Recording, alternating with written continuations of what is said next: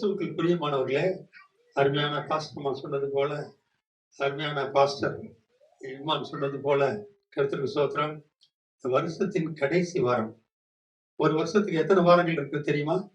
தெரியுன்றவங்க கை தூக்குங்க, உங்களுக்கு gift தரேன். ஒரு வருஷத்துக்கு எத்தனை வாரங்கள் இருக்குது? எத்தனை வாரமா? அவங்களுக்கு ஒரு gift கொடுங்க. போகும்போது வேற gift தருவேன்.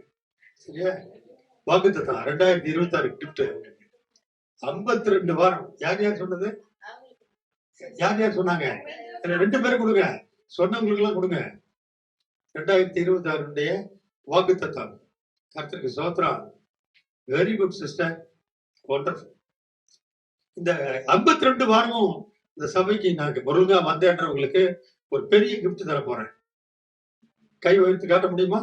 52 வாரமும் நான் ஒழுங்கு வந்தீங்களா? ஆமா, போய் பெஸ்ட் சாரி கொண்டு வாங்க, போங்க. ஒரு அல்லே சொல்லுங்க, கை தட்டுங்க, ஒரு கை தட்டி கொடுங்க. ஹல்லேலூயா. கர்த்தர் உங்களை ஆசீர்வதிப்பாராக. உட்காருங்க, உங்களுக்கு கிஃப்ட் வந்துட்டு இருக்கு. நல்ல ஒரு கை தட்டி கொடுங்க சிஸ்டருக்கு.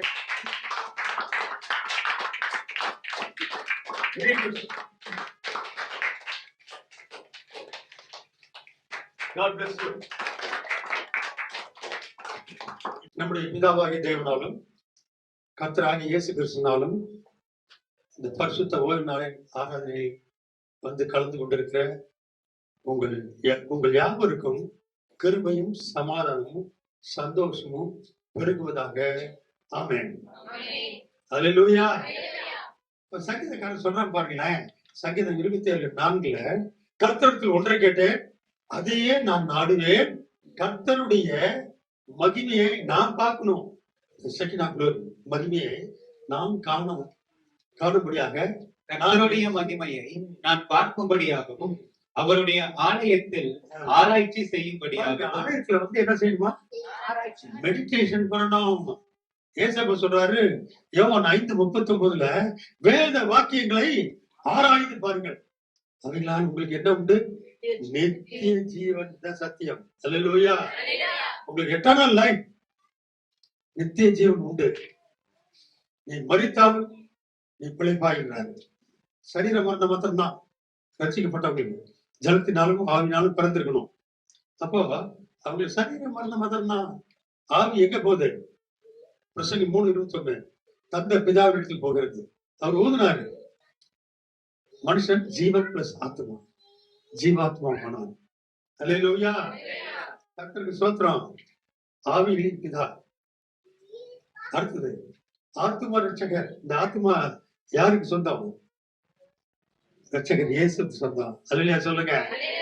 இந்த சரீரம் பரிசுத்த ஆவியானவர் உயிர்ப்பிக்கிறவர் என்று ரோமர் 8:11 சொல்லுகிறது.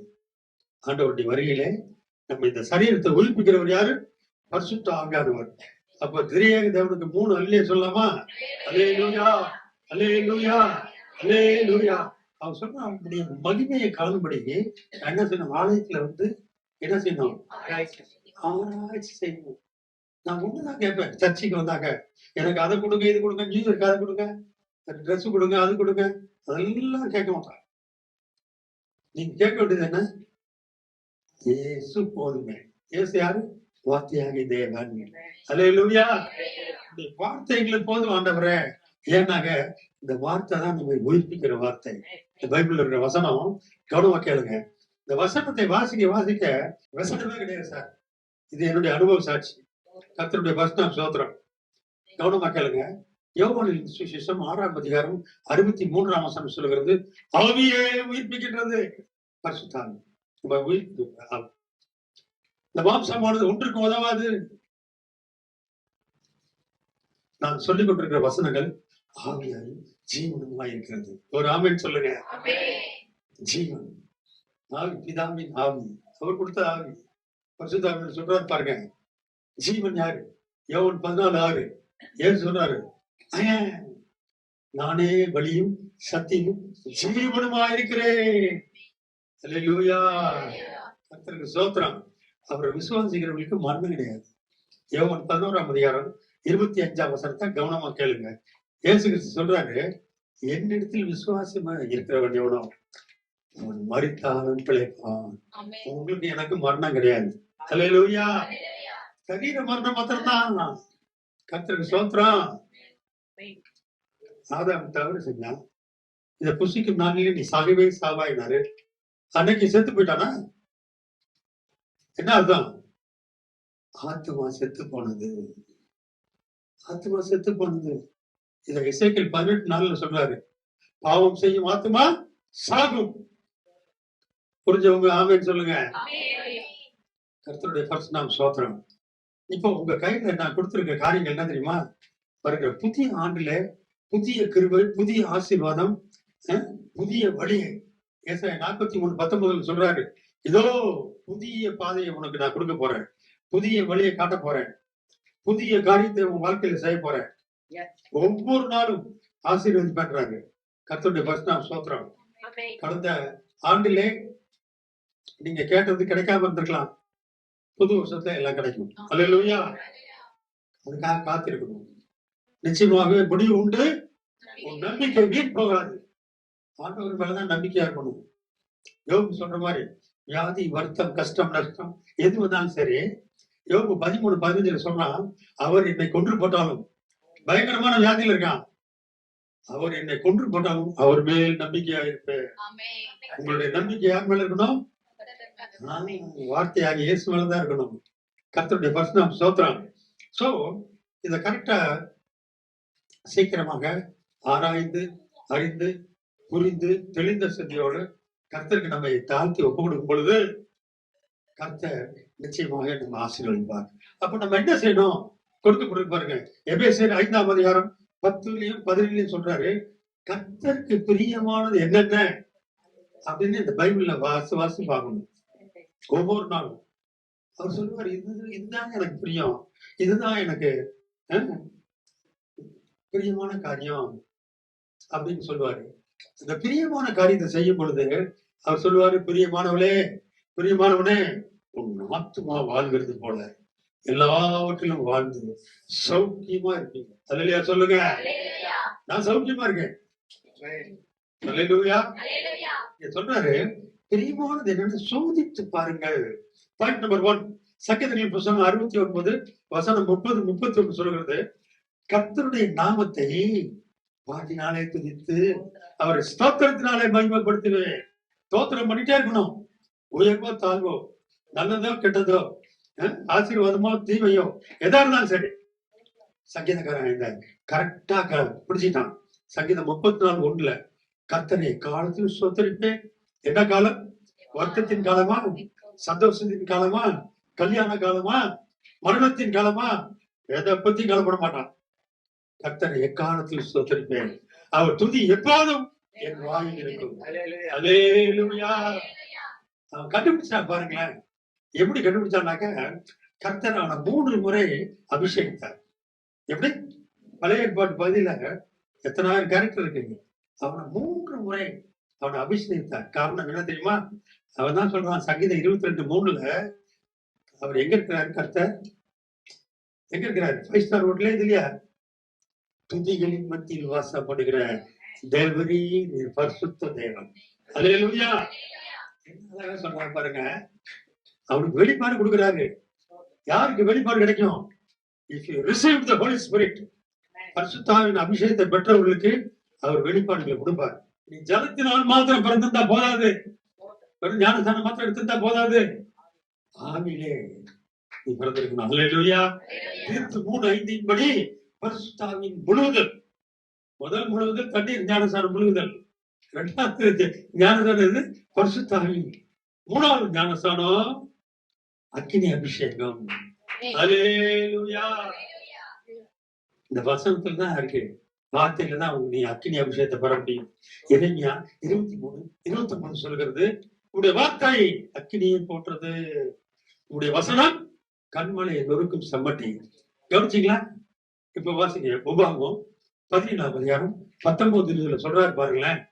என்னங்க எத்தனாயிரம் வருஷத்துக்கு நான் சொல்றா இருப்பாங்க. 3500 years ago. உபாகமம் வாசிங்க. உபாகமம் 17ஆம் அதிகாரம் 19-20. இந்த நியாய பிரமாணத்தின் எல்லா வார்த்தைகளையும் எல்லா வார்த்தைகளையும் இந்த கட்டளைகளையும் இந்த கட்டளைகளையும் கை கொண்டு இவைகளின்படி செய்வதற்காக ஆ, நான் தேவனாகிய கர்த்தருக்கு பயந்திருக்கும்படி ம், கற்றுக்கொள்ளும் பொருட்டு ம். அவன் லேவியராகிய ஆசாரியரிடத்தில் இருக்கிற ஊழியக்காரர்கள் கையில் இருக்கிற இந்த நியாயப்பிரமாண நூலை பார்த்து நூலை பார்த்து தனக்காக ஒரு பிரதியை எழுதி உனக்காக நீ எழுதணும் இல்ல எங்க பாட்டி எழுதுவாங்க, என் ஒய்ஃப் எழுதுவாங்க, என் புருஷன் எழுதுவாரு, என் மகன் எழுதுவாங்க. நோ, எஸ்ஐ சொல்லிட்டாரு, உங்க அப்பா பேர் சொல்லிட்டு நீ பரவாயில்ல போக முடியாது. ஞாபகம் வச்சுக்கங்க. அவனுடைய ஆத்மா அவனுடைய கிரியினால விளைக்கும், இல்லைன்னா கிடையாது. கர்த்தருக்கு சோதரம். கவனமா கேட்டுருங்க, அது பெரிய சப்ஜெக்ட். இப்ப வாசிங்க.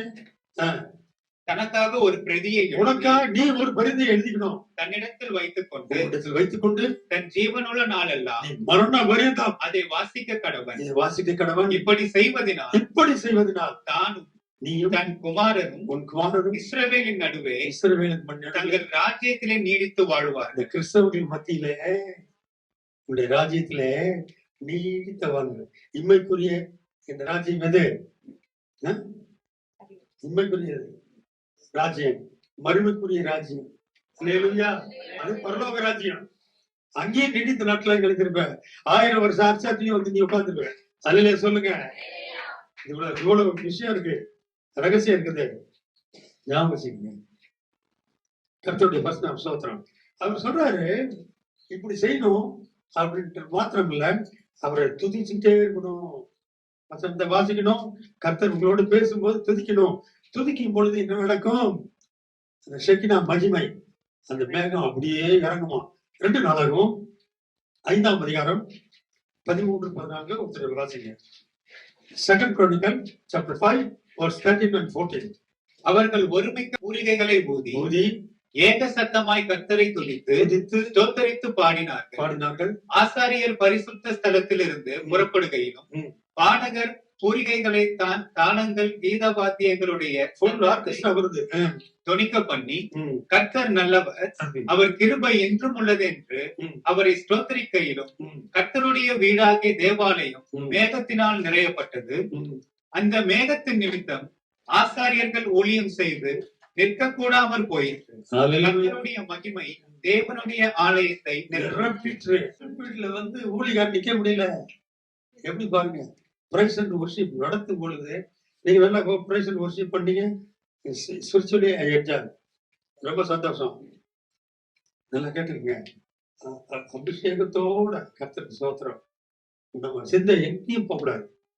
நம்ம எப்படி ஆராய்க்கணும்ன்றத பார்க்க போறோம். இங்க துதி ஸ்தோத்திரம். துதினாலே என்ன ஆகும்? உனக்கு முன்னால் இருக்க எரிந்த முதல்லாம் இடிஞ்சு விடுமா? அல்லேலூயா. துதிக்கணும். இந்த ஒரு வசனத்தை 1 மாசம் பிரசன்ட் பண்ணிருக்கேன். டைம் இல்லை இப்போ. அது பைபிள் காலத்துக்கு உகாரணும். வெறும் துதியை மாத்திரம். கர்த்தருடைய ஃபர்ஸ்ட் நாம் ஸ்தோத்திரம். ஆண்டவராக இயேசு கிறிஸ்து கெத்செமனேக்கு போறாரு. நைட் அவரை அரெஸ்ட் பண்ண போறாங்க. அவங்க எல்லாம் ஸ்தோத்திரம் பாடிட்டே போறாங்க. சீசர்கள் எல்லாம் போறாங்க. எவ்வளவு ஸ்தோத்திரங்கள் இருக்கு. பரலோகத்துல எப்படி இருக்கு? அங்கேயும் மோசம்னா ஸ்தோத்திரம் குருத்தோலை பிடிச்சிட்டு கர்த்தருடைய ஃபர்ஸ்ட் நாம் ஸ்தோத்திரம். ஏசாயா 6:3 சொல்லுகிறது, அவர் பரிசுத்தர் பரிசுத்தர் பரிசுத்தர் என்று செருபின் கெருபின் எல்லா சூத கூட்டமும் துதிச்சுட்டே இருக்கிறாங்க. நீங்க இங்க இருந்தே பிராக்டிஸ் பண்ணாதான் அங்க போய் நீங்க துதிக்க முடியும். அல்லேலூயா சொல்லுங்க. கர்த்தருடைய பரிசுத்த நாம் ஸ்தோத்திரம். பாயிண்ட் நம்பர் 2, 1 தீமோத்தேயு 2ஆம் அதிகாரம் 1 முதல் 4 வசனம். அது அவருக்கு பிரியமானது. பட் சங்கீதம் புரிஞ்சுட்டீங்களா? கொம்பும் விருகுளமும் உள்ள காலை எரிந்தின் பாலிகையை பழியை பார்க்கலும் இதுவே கர்த்தருக்கு பிரியமானது. அதான் சங்கீதம் 69, 30, 31 பார்த்தோம். இது கர்த்தருக்கு பிரியமானது. துதிக்கணும். எப்பெல்லாம் துதிக்கணும் நான் சொல்லிட்டேன். 1 தெசலோனிக்கேயர் 5:18 எப்போதும் துதிக்கணுமா? எல்லாவற்றிற்காக துதிக்கணும். நன்மை தீமை எதுவாக இருந்தாலும் சரி. அடுத்தது பாயிண்ட் நம்பர் 2, 1 தீமோத்தேயு 2ஆம் அதிகாரம் முதல் 4 வசனத்துல சொல்றாரு, நான் பிரதானமாக உங்களுக்கு சொல்ற புத்தி சொல்றாரு. வாசிங்க. நான் பிரதானமாய் சொல்லுகிற புத்தி என்னவெனில், எல்லா மனுஷருக்காகவும் விண்ணப்பங்களையும் ஜெபங்களையும் வேண்டுதல்களையும் ஸ்தோத்திரங்களையும் பண்ண வேண்டும். அடுத்தது, நாம் எல்லா பக்தியோடும் பக்தியோடும் நல்ல ஒழுக்கத்தோடும் கலகமில்லாமல் அமைதலுள்ள ஜீவனம் பண்ணும்படிக்கு ஒரு ஆத்மாவும் கெட்டு பாதல போக கூடாது. அல்லேலூயா. அதிகாரம் உள்ள யாவருக்காகவும் நம்ம ஜெயிக்க வேண்டியது கடமை. ரோமர் 13 சொல்றாரு, அவங்களுக்கு கீழ்ப்படியணும். கர்த்தருக்கு ஸ்தோத்திரம். அவங்களுக்காக நம்ம ஜெபிக்கணும். கர்த்தருக்கு ஸ்தோத்திரம். நம்முடைய இரட்சகராகிய தேவனுக்கு முன்பாக அது நன்மையும் பிரியமுமாய் இருக்கு. இது ரொம்ப பிரியமா இருக்கிறது. அடுத்த வசனம், எல்லா மனுஷரும் ரட்சிக்கப்படவும். பாத்தீங்களா, எல்லா ஆத்துமாக்களும் கர்த்தருடையது. சோ எல்லா ஆத்துமாக்களும் ரட்சிக்கப்பட வேண்டும். நாம் எப்படி ரட்சிக்கப்பட முடியும்ன்றது மத்த ஜாதி ஜனத்துக்கு தெரியாது. அவங்களுக்கு எல்லாம் சொல்லணும், எங்க சர்ச்சைக்கு வாங்க, நீங்க ரட்சிக்கப்படணும். ரட்சிக்கப்படவில்லை என்றால் அவ்வளவுதான், நீங்க பரலோகம் போக முடியாது, பாதாளம் தான். அதை எடுத்து அவங்களுக்கு சொல்லணும். என்ன அப்படி சொல்றீங்களே? நான் சொல்ல, கர்த்தருடைய வார்த்தை சொல்லுகிறது.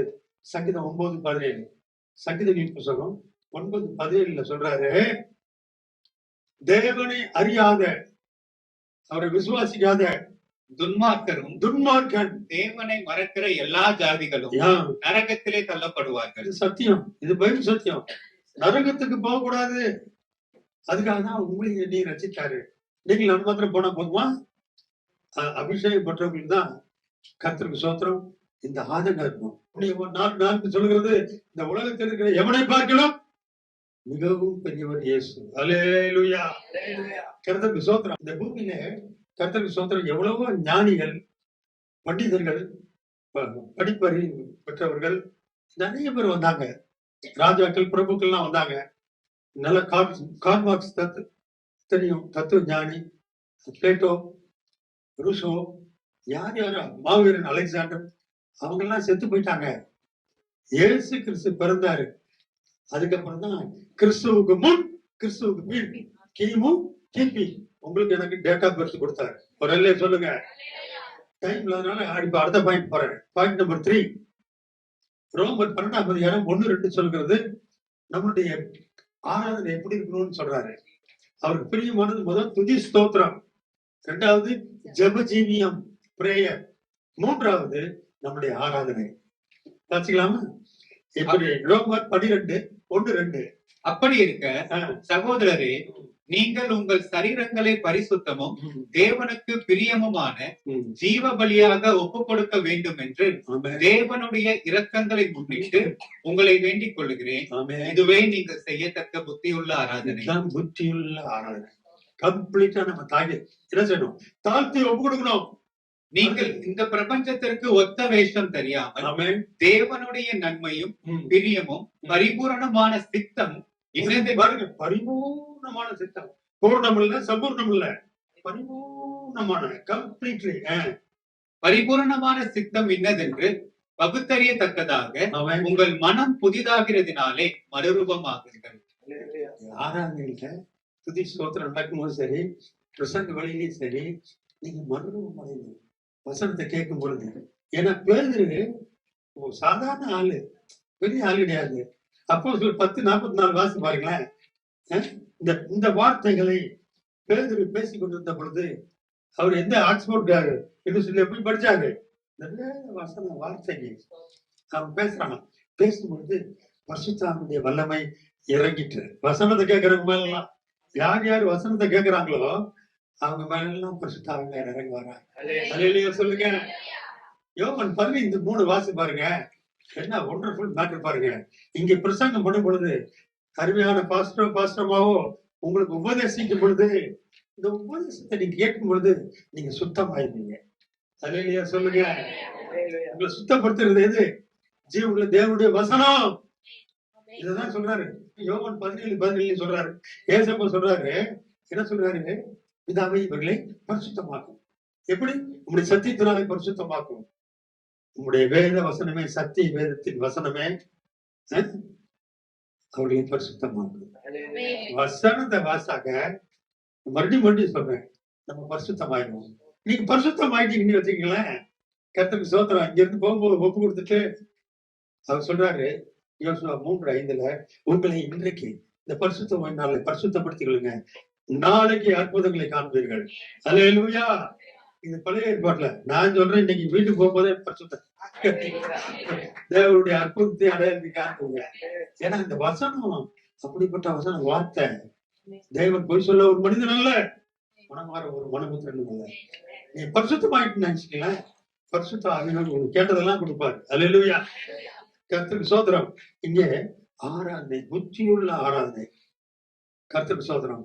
மறுமானம் பிரைஸ் அண்ட் வொர்ஷிப்லயும் வருமானம். வசனத்துக்கு வாசிக்கும் பொழுதும் சங்கீத பகுதி அழகா வாசித்தோம். எனக்கு எங்க இன்பம்னா இந்த வசனத்துலதான் சார் இன்பம். நல்லா கவனமா கேளுங்க. ஆமா, மற்றதெல்லாம் இன்பம் வந்து கொஞ்ச நேரம், அதுக்கப்புறம் துன்பம். ஒரு நாள் இன்பம், ஒரு நாள் துன்பம். இதெல்லாம் நாங்க அனுபவிச்சிட்டோம், நீங்க எல்லாம் அனுபவிக்க கூடாது. அல்லே சொல்லுங்க. ஆமா, உங்களுக்கு ஒவ்வொரு நாளும் இன்பமா இருக்கணும், உங்க துன்பம் நீங்கணும். அல்லேலூயா, கர்த்தருடைய பரிசுத்த ஸ்தோத்திரம். கவனமா கேளுங்க. இதுதான் சங்கீதம் 119 நம்ம வாசமே, 77 வாசமே கவனிக்கணும். அதெல்லாம் மார்க் பண்ணணும். கர்த்தருடைய பரிசுத்த ஸ்தோத்திரம்.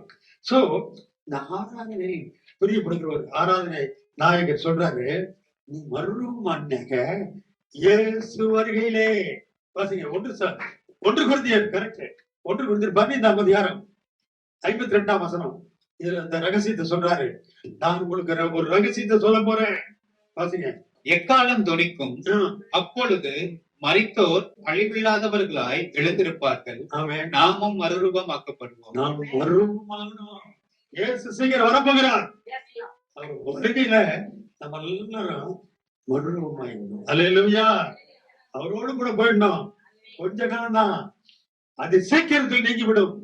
இந்த உலகத்தின் பாடுகள், சஞ்சலம், உபத்திரம் எல்லாமே இன்னைக்கு நீங்களும் நாளைக்கு நீங்களும் புது வருஷத்துல நீங்களும்.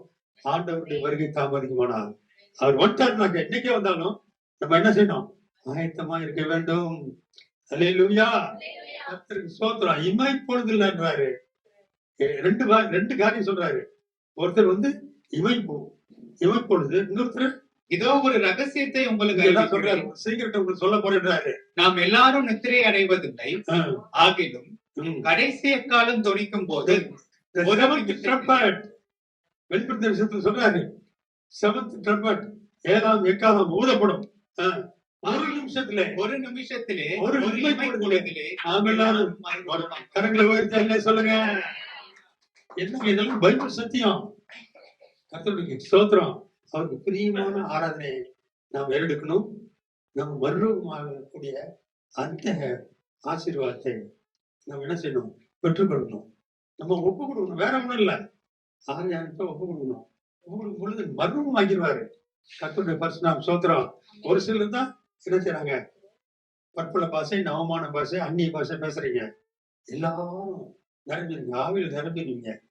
அல்லேலூயா, இந்த மறுரூப அனுபவம் உங்களுக்கு கிடைக்கும். கர்த்தருக்கு மகிமை உண்டாகட்டும். பாயிண்ட் நம்பர் 4, 2 கொரிந்தியர் 9ஆம் அதிகாரம் 7ஆம் வசனம் சொல்கிறது, கர்த்தருக்கு காணிக்கை கொடுத்தாக்க அதுல பிரியமா இருக்கிறாரா? அல்லேலூயா, கர்த்தருடைய பரிசுத்த ஸ்தோத்திரம். 2 கொரிந்தியர் 9:7. அவன் விசனமாயும் அல்ல, காணிக்கை பெட்டில இருந்து விசனமா போடக்கூடாது. இப்படிதானே இருக்கு, பரவாயில்ல, கவலைப்படாத. கட்டாயமாயும் அல்ல, கட்டாயம் இல்ல, தன் மனதில் நியமித்தபடியே கொடுக்க கடவன். உற்சாகமாய் கொடுக்கிறவனிடத்தில் தேவன் பிரியமாய் இருக்கு. சந்தோஷமா கொடுத்தாங்க. சொல்றேன், கர்த்தர் சந்தோஷமா அவங்க ஆசீர்வதிப்பார். அல்லேலூயா. இது மல்கியா 3:8-9-10 சொல்றாரு, வருத்தத்தோட சொல்றாரு. வஞ்சிக்கலாமா? நீங்க தேவனை வஞ்சிக்கலாமா? நீங்களோ என்னை வஞ்சிக்கிறீர்களே. எதிலே உம்மை வஞ்சித்தோம் என்கிறீர்கள்? தசமபாகம் காணிக்கையிலும் தானே. நீங்கள் சபிக்கப்பட்டவர்கள். என்னங்க இது? எதையும் சேர்த்தான் சொல்றாரு. எப்போ 30 வருஷத்துனால சொன்னாரு. இந்த வசனம் எனக்குள்ள என்ன செஞ்சது? கிரியை செய்தது. கர்த்தருக்கு ஸ்தோத்திரம். ஜனத்தாராகிய நீங்கள் எல்லாரும் என்னை வஞ்சித்தீர்களே. எல்லாரும் என் ஆலயத்தில் ஆகாரம் உண்டாயிருக்கும்படி தசமபாகங்களை எல்லாம் பண்டசாலையிலே கொண்டு வாருங்கள். அப்பொழுது நான் வானத்தின் பலகணிகளை திறந்து இடம் கொள்ளாமல் போகும் மட்டும் உங்கள் மேல் ஆசீர்வாதத்தை வருஷிக்க மாட்டேனோ என்று அதனால் என்னை சோதித்து பாருங்கள் என்று சேனைகளின் கர்த்தர் சொல்லுகிறார். ஒரு அல்லே சொல்லக்கூடாதா? உங்களுக்கு எனக்கும் சகல ஆசீர்வாதம் வச்சிருக்காருமா. Physically, worldly and spiritually. ஆவிக்குரிய ஆசீர்வாதம், உலக பிரகாரமான ஆசீர்வாதம், மெட்டீரியலிஸ்ட் ஆசீர்வாதம், மூணாவது சரீர பிரகாரமான ஆசீர்வாதம். எல்லாம் கொடுத்திருக்காரு, வச்சிருக்காரு. ஆனா யார் யார் அவருடைய வார்த்தையை கீழ்ப்படிந்து அவருக்கு பிரியமான இந்த காரியத்தை செய்யறாங்களோ, உற்சாகமாய் கொடுக்கறதுக்கு கர்த்தர் பிரியமா இருக்கிறார். எவ்வளவு ஆசீர்வாதம் வச்சிருக்காரு தெரியுங்களா? உன்னதத்தின் ஆசீர்வாதத்தை அப்படியே என்ன செய்வாரு? ஆசீர்வாதம் மழைய பொழிய பண்ணுவாராம். எபேசியர் 1ஆம் அதிகாரம் அழகா சொல்றாரு 3ஆம் வசனத்துல, சகல ஆசீர்வாதங்களையும் உன்னதத்திலே உனக்காக எனக்காக, வேற யாருக்கும் இல்ல. வாசிக்கலாமா? எபேசியர் 1:3. நம்முடைய கர்த்தராகிய இயேசு கிறிஸ்துவின் பிதாவாகிய தேவனுக்கு ஸ்தோத்திரம். ஸ்தோத்திரம். அவர் கிறிஸ்துவுக்குள் உன்னதங்களிலே ஆவிக்குரிய சகல ஆசீர்வாதத்தினாலும் சகல ஆசீர்வாதம் நம்மை ஆசீர்வதித்திருக்கிறார். நம்ம ஆசீர்வதிச்சிருக்காரு. நீங்க நானும் ஆசீர்வாதம் இல்லைன்னாக்க அதுக்கு காரணம் இயேசு கிறிஸ்து கிடையாது. நான் ஆசீர்வதிக்கப்படலன்னாக்க. இன்னொரு வசனம் வாசிருக்கா, 2 கொரிந்தியர் 8ஆம் அதிகாரம் 9ஆம் வசனம். அவர் ஏன் அந்த உலகத்துக்கு வந்தாரு? Why Jesus Christ came to this world? எதுக்காக வந்தாரா? உங்களையும் என்னை ஆசீர்வதிக்கும்படி வந்தாரா? அல்லேலூயா. வாசிங்க. நம்முடைய கர்த்தராகிய இயேசு கிறிஸ்துவின் கிருபையை அறிந்திருக்கிறீர்களே. கிருபை என்ன தெரியுமா? What is the grace of God? அவர் ஐஸ்வர்யம் உள்ளவராயிருந்தோம். அவர் ஐஸ்வர்யம் உள்ளவராயிருந்தோம். நீங்கள் அவருடைய தரித்திரத்தினாலே ஐஸ்வர்யவான்கள் ஆகும்படிக்கு உங்கள் நிமித்தம் தரித்திரரானாரே. உனக்காக எனக்காக அவர் தரித்திரமாயிட்டாரே. புரிஞ்சவங்க ஒரு ஆமென் சொல்லுங்க. இங்க சொல்றாரு, நீங்க உற்சாகமா கொடுக்கணும், சுழிச்சிட்டு கொடுக்க கூடாது. கர்த்தருடைய பரிசுநாம ஸ்தோத்திரம். ஒரு 7 விதம் ஒரு துட்டுக்கு 2 காசு போடுறா, அதை உட்கார்ந்து பார்த்துட்டு இருக்காங்க காணிக்கை பெட்டியில. அதை சொல்றாரு கர்த்தர், அவ அதிகமா போட்டான்றாரு. என் பர்சை திறந்து ஒரு சின்ன நோட் எடுத்து போட்டான். அவ்வளோ என்ன செல்வந்தர்கள் தனக்கு உண்டான எல்லாவற்றையும் போட்டான். அவளை குறித்து இயேசு சாட்சி கொடுக்கிறாரு. அல்லேலூயா. கர்த்தருக்கு ஸ்தோத்திரம். பாயிண்ட் நம்பர் 5, எபிரேயர் 13 வசனம் 16. தான தர்மம் ரொம்ப ரொம்ப முக்கியம். தான தர்மம் நல்லா கவனமா கேளுங்க. நான் 4ஆம் கிளாஸ் 5ஆம் கிளாஸ் படிக்கிறேன். அப்போ டியூனோட ராகத்தோட சொல்லி கொடுப்பாங்க. நாலடியா ஆற்று பெருகற்று அடிசுடும் மண்ணாலு ஊற்று பெருகால் உலகூட்டும் ஏற்றவர்க்கு நல்ல குடி பிறந்தார் நல்கூந்தர் ஆனாலும் இல்லை என மாட்டார் இசைந்து. நாலடி 5ஆம் கிளாஸ்ல படிச்சது. அல்லேலூயா சொல்லுங்க.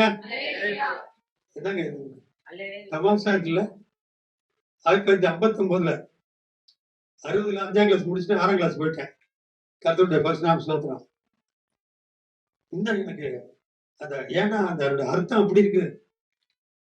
மழை காலத்துல ஆறு புறந்து வந்து தண்ணீர் நல்லா இருக்கு. அப்புறம் வெயில் காலத்துல வறட்டு போச்சு. அந்த காலத்துல ஷூவை போட்டா நடக்கிறாங்க, பேட்டா செருப்புலாம் கிடையாது. அடி சூட்டுதான் வெயில் மத்தியான நேரில். அப்போ அது என்ன செய்யறாங்க, நீ தோன்றா போனேன்னுதான் மனு தோன்றாக்க ஊற்று தண்ணீர் வருது, தாகத்தை தீக்குது. அது மாதிரி உண்மையானுமே பெண் மக்களா இருந்தாக்க, செல்வந்தரா இருந்தாக்க யாரு கேட்டாலும் இல்லைன்னு சொல்ல மாட்டாங்களாம்.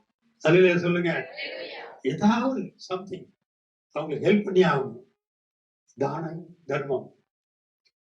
அந்த காலத்துல வாசன் தர்மம் தலை காக்கும் தக்க சமயத்தில். இது எந்த 2000 வருஷம் சொல்றாரு ஆண்டவர். இப்போ கடாது செய்யறது கர்த்தருக்கு ஸ்தோத்திரம். நீதிமொழிகள் 19:17 சொல்றாரு, இயேசுநாதருக்கு யாராவது கடன் கொடுக்க முடியுமா? கொடுக்க முடியுமா? இந்த ஒரு வருஷத்துல சொல்லப்படுகிறது. நீ இயேசுநாதருக்கு கடன் கொடுக்கலாம் பாடுறாரு. எப்படி சொன்னாரு? கர்த்தருக்கு ஸ்தோத்திரம். ஏழைக்கு இறங்குகிறவன் கர்த்தருக்கு கடன் கொடுக்கிறார். நல்லா கேட்டுங்க. முதல் தேவனுக்குரியதை தேவன் கொடுக்கணும், ராயனுக்குரியதை ராயனு கொடுக்கணும். அதுக்கப்புறம் சொல்றாரு, மிச்சம் மீது இருந்தாக்க ஏழை கொடுப்பார். Go to the 6th point. ரோமர் கர்த்தருடைய பரிசுநாம ஸ்தோத்திரம். ரோமர் 14:18. ஊழியம் செய்வது. இந்த சபையில யார் யார் ஊழியம் செய்றீங்களோ அது கர்த்தருக்கு பிரியமான காரியம். வாசிக்கலாமா? ரோமர் 14:18. இவைகளாலே கிறிஸ்துவுக்கு ஊழியம் செய்கிறவன் ம், தேவனுக்கு பிரியனும் ஆமென். மனுஷரால் அங்கீகரிக்கப்பட்டவனுமாய் இருக்கிறான். நீங்க பாஸ்டர்மாக்கு கூட ஊழியம் செய்யல. நீங்க நினைச்சீங்க பாஸ்டர்மாக்கா தான் நான் ஊழியம் செய்றேன். இல்ல, அவங்களுக்குள்ள இருக்கிற கிறிஸ்துவின் ஆவியானவருக்கு, இந்த சபையில இருக்கிற ஆவியானவருக்கு, இங்க வந்து சேர்லாம் எடுத்து போட்டா கூட ஒரு ஊழியம். கர்த்தருக்கு ஸ்தோத்திரம். அவங்களோட வந்து ஜெபத்துல உட்கார்ந்து, அது 2 பேர் 3 பேரா இருந்தாலும் பரவாயில்ல, கரெக்டா பாஸ்டர் சொன்னாங்க தெரியுங்களா? ம், மார்த்தாள் மரியாள் 2 பேர் இருந்தாலும் சரி. மத்தேயு எழுதின சுவிசேஷம் 18ஆம் அதிகாரம் 19-20 சொல்றாரு, எங்க 2 பேர் அல்லது 3 பேர் என் நாமத்தினாலே குழுக்குள்ளோ உங்க மத்தியில நான் வந்துருவேன். அல்லேலூயா சொல்லுங்க. ஒருமனப்படணும், அவ்வளவுதான். ஒருமனப்பட்டு நாம் ஜெபிக்கும் பொழுது கர்த்தருடைய ஆவியானவர் வந்துருவார். நம்முடைய தேவன் எப்படி இருக்கிறார்? யோவான் 4:24. இயேசு எப்படி வருவார்? இயேசு நம்முடைய தேவன் ஆவியாய் இருக்கிறார். அவரை தொழுது கொள்கிறவர்கள் ஆவியோடும் உண்மையோடும் தொழுது கொள்ள வேண்டும். அல்லேலூயா. அவர் வந்துட்டு என்ன சொல்றாரு? நீ என் நாமத்தினாலே நீ எதை கேட்டாலும், ஞாபகம் வச்சுக்கங்க, யோவான் 14:14, என் நாமத்தினால நீ எதை கேட்டாலும், what ever it may be, டெஃபினட்டா நான் தருவேன்றாரு. அல்லேலூயா. அது கர்த்தருக்கு பிரயோஜனம் உள்ளதா காரியமா இருக்கணும். யாக்கோபு 4:3 படி எனக்கு பொண்ணை கொடு, மண்ணை கொடு, அது கொடு, லேண்டு கொடு, அதை கொடு, இதெல்லாம் கேட்காத. அவருக்கு எப்ப கொடுக்கணும்னு தெரியும். எப்ப உங்களுக்கு பொண்ணையும் மண்ணையும் கொடுக்கணும். சில்வர் கோல்டுலாம் இப்ப இருக்கிற சில்வர் கூட எக்கச்சக்கமா போயிடுச்சு, கோல்டு எக்கச்சக்கமா போயிடுச்சு. பாருங்க, நமக்கு எது வெள்ளியும் பொண்ணும் 1000-10,000 பொன் வெள்ளியை பார்க்கணும். இன்னைக்கு வாசிங்களே, சங்கீதம் 119 72 73 வீட்டுல போய் வாசிங்க. 1000-10,000 பொன் வெள்ளியை பார்க்கணும். நீ விளம்பின வேத வசனமே. அல்லேலூயா சொல்லுங்க. அல்லேலூயா. நமக்கு பொண்ணான இயேசு கர்த்தருக்கு ஸ்தோத்திரம். அது சொல்றாரு, அவருக்கு ஊழியம் செய்தல். ஊழியம் செய்யும் பொழுது கர்த்தருடைய பரிசுத்தம் ஸ்தோத்திரம். கர்த்தர் நம்மை ஆசீர்வதிக்க வல்லவராய் இருக்கிறார். இந்த 5 நிமிஷத்துல முடிக்க போறேன். அப்போஸ்தலர் நடவடிக்கை புத்தகம் 13ஆம் அதிகாரம் 22ஆம் வசனம். இங்க சொல்றாரு, தேவ சித்தம் செய்ய வேண்டும். தேவ சித்தம் செய்ய வேண்டும். வாசிக்கலாமா? பின்பு அவர் அவனை தள்ளி தாவீதை அவர்களுக்கு ராஜாவாக ஏற்படுத்தி ஈசாயின் குமாரனாகிய தாவீதை. பாருங்களேன், நீங்க தேவ சித்தம் செஞ்சாக்க உங்க தாத்தா பாட்டி பேர்லாம் வந்துடும் ஜீவ புஸ்தகத்துல. ஒரு நல்ல சொல்லுங்க. அதுதான் எடுத்துக்காட்டு. உங்க ஃபாதர் மதர் பேர்லாம் வந்துடும் ஜீவ புஸ்தகத்துல. என் இருதயத்துக்கு ஏற்றவனாக கண்டேன், எனக்கு சித்தமானவைகளை எல்லாம் அவன் செய்வான் என்று அவனை குறித்து சாட்சியம் கொடுத்தார். கர்த்தர் ஆவியானவர் சொல்றாரு, தாவீதை குறித்து சாட்சி சொல்றாரு. உங்களையும் என்னை குறித்து சாட்சி சொல்லணுமா? அப்ப பிலிப்பியர் 4ஆம் அதிகாரம் 3ஆம் வசனத்துக்கு போங்க. அன்றியும் என் உத்தம கூட்டாளி அவர்களுக்கு உதவியாய் இருக்கும்படிக்கு உன்னையும் வேண்டிக் கொள்ளுகிறேன். அவர்கள் கீழே மேந்தோடும் மற்ற என் உடன் வேலையாட்களோடும் சுவிசேஷ விஷயத்தில் என்னோட கூட மிகவும் பிரயாசப்பட்டார்கள். அவர்களுடைய நாமங்கள் ஜீவ புஸ்தகத்தில் இருக்கிறது. உங்களுடைய பேரெல்லாம் ஜீவ புஸ்தகத்துல இருக்கு. ஒரு எல்லாம் சொல்லுங்க. உங்க பேர் வந்து எழுதுவாரு. கர்த்தருக்கு ஸ்தோத்திரம். மறக்காதீங்க. நாம் ஒரு நிமிஷம் எழுந்து நிற்போம். அவர் சொல்றாங்க, 7 காரியங்களை பார்த்தோம். என்னென்ன காரியங்களை பார்த்தோம்? அப்படியே எழுந்து நில்லுங்க. நான் சொல்லிட்டே வரேன். முதல் கர்த்தரை எப்பவும் குதிச்சுக்கிட்டு இருக்கணும். கர்த்தரை எக்காலத்துக்கு ஸ்தோத்திரிக்கணும். ஒரு துதி எப்பவும் நம்ம வாயில இருக்கணும். கர்த்தருக்கு ஸ்தோத்திரம். 2ஆவதாக ஜெபம், ஜெப ஜீவியம் ரொம்ப ரொம்ப முக்கியம். 3ஆவது ஆராதனை மிஸ் பண்ணவே கூடாது. சிலர் சபைக்கு வருவதை விட்டு விடுவது போல நீங்களும் விட்டு விடாது இருக்க ஜாக்கிரதையா இருங்கள். ஏன்னா சபை ஆராதனை வேலையில அங்க ஒரு ரகசியம் இருக்கு. ஏசுநாதர் டக்குன்னு வந்துருவாரு. இங்க உள்ள இருக்கவங்க எடுத்துக்கொள்ளப்படுவார்கள். அவர் ஏசு எங்க வருவாரு? தேவ சபை வீட்டுக்கு வருவார், ஜப வீட்டுக்கு வருவார். மறந்துடாதீங்க, அவருடைய வருகை சமயமா இருக்கிறது. அடுத்தது சொல்றாரு, ஆராதனையில நீங்க மறுரூபமாகணும். அப்பதான் அவருடைய வருகையில நாம் மகிமையின் மேல் மகிமை அடைந்து 2 Corinthians 3:18 சொல்றாரு, நான் என்ன செய்வோம்? அவரோடு கூட மறுரூபமாய் அவரோடு சென்று எப்பவும் நித்திய வாழ்க்கையில பிரவேசிப்போம். அல்லேலூயா. அடுத்தது சொல்றாரு உற்சாகமாய் கொடுக்கணும் காணிக்க. எபிரியர் 4:13 சொல்றாரு அவருடைய பார்வைக்கு மறைவான சிருஷ்டி ஒன்றுமில்லை, எல்லாம் வெளியரங்கமாக நிர்வாணமா இருக்கிறது, அவர் நம்முடைய இருதயத்தை காண்கிற தேவன். அல்லேலூயா. அப்புறம் சொல்றாரு தான தர்மம் செய்யுங்க, ஏழை எளியவன் செய்யுங்க, விருந்து பண்ணும்போது கிறிஸ்துமஸுக்கு ஏழைகளுக்கு கொடுங்க, கர்த்தருக்கு ஸ்தோத்திரம், அது ஆசீர்வாதம். ஊழியம் செய்யுங்கள். நீ இயேசுவோடு இருந்தால் அவர் உன்னோடு இருப்பார், நீ அவரை விட்டு விட்டால் அவர் உன்னை விட்டு விடுவார். கடைசியா சொல்றாரு தேவ சத்தம் அனுதினமும் பைபிள் திறந்து வாசிக்கணும்.